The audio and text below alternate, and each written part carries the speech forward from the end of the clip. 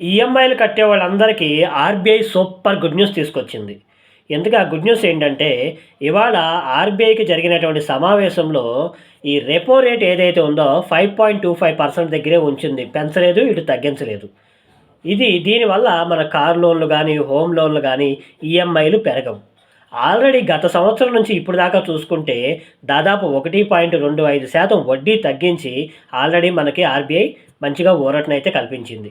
ఇంకొక ముఖ్యమైనటువంటి విషయం ఏంటంటే, ఎవరైతే చిన్న వ్యాపారస్తులు ఎలాంటి పూచీకత్తు లేకుండా దాదాపు 10,00,000 వరకు లోన్లు తీసుకుంటారో వాళ్ళకి ఇప్పుడు ఆ లోన్ లిమిట్‌ని 20,00,000 వరకు పెంచి మంచి నిర్ణయం అయితే తీసుకుంది. దీనివల్ల వ్యాపారాలు అభివృద్ధి చెందుతాయి. కొత్త ఉద్యోగాలు కూడా వస్తాయి.